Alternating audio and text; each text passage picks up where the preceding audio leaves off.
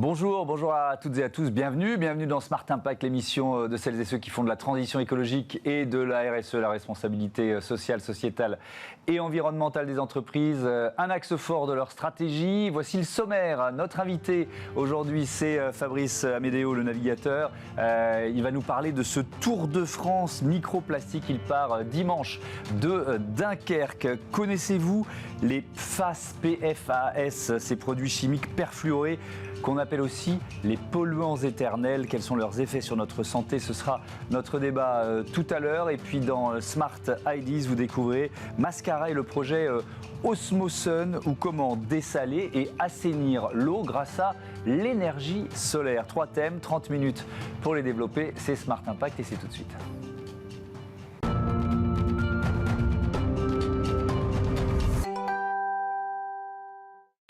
On part à la chasse aux microplastiques avec le navigateur Fabrice Amedeo. Bonjour. Bonjour Thomas. Bienvenue. Merci. Heureux de vous accueillir dans Smart Impact. Vous partez donc dimanche pour un Tour de France pas comme les autres. Pour une fois, vous ne chercherez pas à aller le plus vite dans une course à la voile. C'est quoi l'objectif ? Alors l'objectif, c'est de partir sur un petit bateau. Donc mon IMOCA est en réparation. L'IMOCA, c'est un bateau du Vendée Globe. Donc je participe à la Transat Jacques Vabre à la fin de l'année. Le bateau est en réparation actuellement.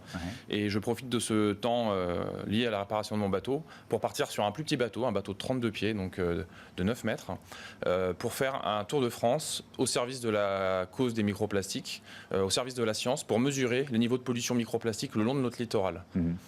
Donc je vais naviguer à 1,5 mile des côtes, donc vraiment très proche. Donc ça va être une sorte de petit voyage pour redécouvrir notre littoral aussi. Je vais prendre des photos, j'ai emmené un drone, je vais aussi me régaler. Oui, mais ça va être plus cool, plus zen, ça va faire du bien, ça aussi. Ça fait du bien de temps en temps dans une vie de décélérer. Je pense que notre monde a besoin de décélérer. Et donc, voilà, je vais jouer le jeu de cette décélération sur un bateau qui n'est pas un bateau de course, à vue des côtes tout le temps. Donc, il va falloir faire quand même attention parce qu'il y a des bateaux de pêche, il y a du trafic. Donc, c'est quand même une navigation sur laquelle il va falloir que je sois vigilant et avec des capteurs qui vont tourner 24 heures sur 24 et mesurer les niveaux de pollution de la Manche, de l'Atlantique et un peu plus tard de la Méditerranée. Alors, on va rentrer un peu dans le détail, mais peut-être d'abord, qui sont vos partenaires scientifiques, parce qu'il y a pas mal de chercheurs qui attendent le résultat de ce Tour de France. Alors en fait, j'ai 2 capteurs sur le bateau, aussi bien sur l'IMOCA en course que là sur ce petit bateau de croisière. J'ai un capteur qui mesure le CO2, la salinité et la température de l'océan. Ces datas sont très importantes pour la communauté scientifique parce qu'elles permettent aux scientifiques qui suivent le projet de mieux comprendre les conséquences sur l'océan du réchauffement climatique et de l'augmentation du CO2 dans l'atmosphère. Beaucoup de gens savent qu'une partie du CO2 dans l'atmosphère est absorbé par l'océan. Et donc, c'est des données qui intéressent énormément la communauté. C'est un des puits de carbone, l'océan. Exactement. Et donc, du coup, sur cette partie-là, on a l'Ifremer en France, qui suit le projet, et Max Planck Institute et Geomar en Allemagne. Ensuite, et c'est l'objet plus particulièrement de cette navigation près des côtes, j'ai un capteur de microplastique. Donc, on va en parler avec des filtres.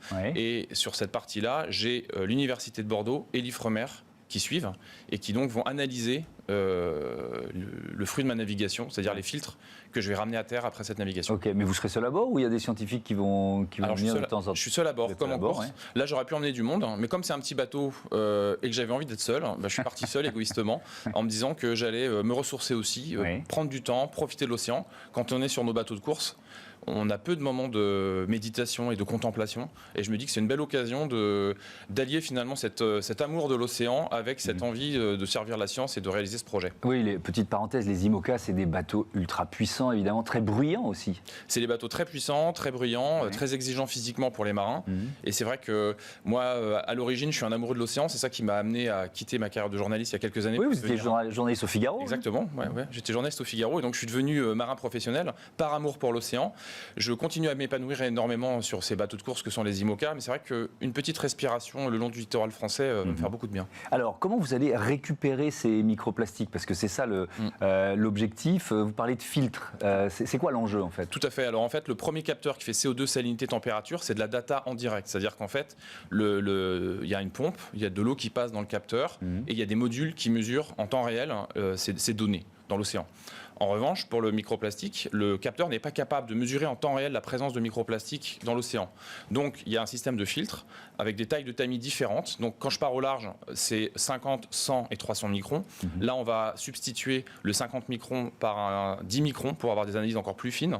Donc, il y a 3 tailles de tamis différentes qui permettent de filtrer 3 tailles de microplastiques différentes. Je change ça, alors quand je pars au large sur une course toutes les 24 heures, parce qu'il faut que je m'occupe de mon bateau de course. Oui, donc quand vous avez fait le dernier Vendée Globe, vous aviez déjà ce matériel à bord. Hein. J'avais ce matériel à bord, et donc toutes les 24 heures, je changeais mes filtres, que je mettais ensuite dans des petits récipients, et ensuite dans une valise, une sorte de valise.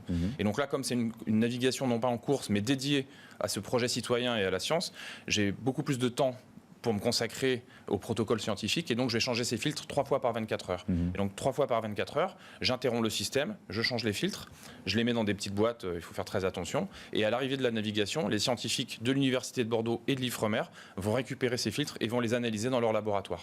J'ai vu que vous emportez aussi un filet Manta, c'est ça? Tout à fait. C'est quoi ça? Alors ça, c'est quelque chose... J'imagine que ça ressemble un peu à une raie Manta. Ouais, c'est une raie Manta, c'est une sorte de grand filet, un peu tubulaire comme ça, et je peux pas l'emmener sur mon IMOCA parce que c'est trop lourd et trop contraignant en solitaire, mais là, comme cette navigation est vraiment dédiée à la science, j'ai proposé aux scientifiques d'enrichir le dispositif, et donc ils m'ont proposé d'emmener ce filet qui permet en fait de faire des mesures de microplastiques en surface, 300 microns, les filtres, enfin le tamis du filet fait, donc des microplastiques plutôt de grande taille, de mesurer en fait ces microplastiques en surface et de comparer avec les données du capteur qui sont plutôt 1 mètre, 1 mètre 50 sous l'eau, et donc vraiment d'avoir une étude très complète de microplastiques le long de nos côtes.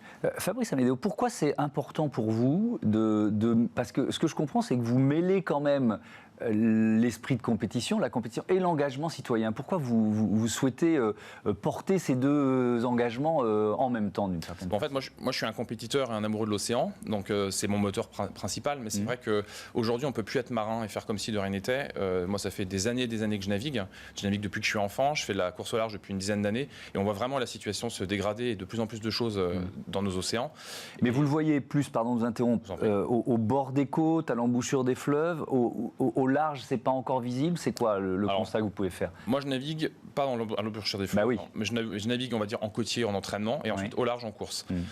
En côtier, je vois vraiment une saisonnalité de plus en plus marquée de la pollution, avec sur les mois d'été, là on approche de ces fameux mois, beaucoup plus de choses qui flottent, des bouteilles de plastique, des choses comme ça. Sur les courses au large, pendant longtemps, moi c'est aussi pour ça que mon engagement a été tardif. Ça fait seulement 2-3 ans que je me suis engagé sur ce projet. Pendant des années, en fait, on voyait pas grand-chose.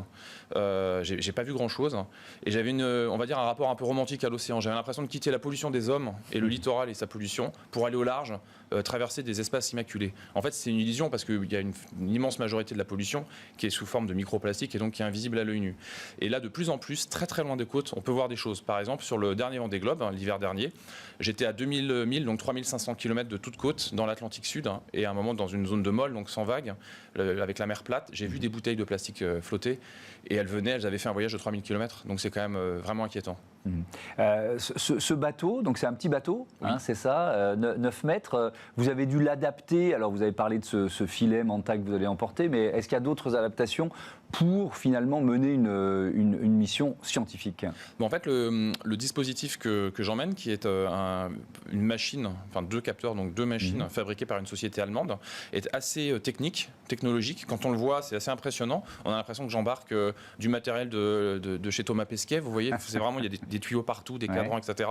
Mais par contre, c'est assez rudimentaire. C'est-à-dire qu'il faut une entrée d'eau, une sortie d'eau. Sur un bateau de croisière, il y a un moteur. Il y a un système de refroidissement. Donc en fait, ça a été relativement simple. J'ai des gens dans mon équipe qui sont de grande qualité, qui ont réussi assez facilement à brancher ce système. Et donc, c'est pas très compliqué. Vous partez dimanche, c'est ça? Je pars dimanche de Dunkerque. C'est quoi les étapes prévues? Alors, en fait, il n'y a pas vraiment d'étapes. Je vais vraiment longer le littoral. Ça va être assez long parce que je vais vraiment suivre à 1,5 mille, donc 2,5 km toute la côte française. Je vais m'arrêter à Hendaye. Et par contre, après, je repartirai en Méditerranée avec une escale à Marseille. Donc, ça veut dire que vous faites aucune escale entre Dunkerque et Hendaye? Non, je fais pas d'escale. C'est pas nécessaire?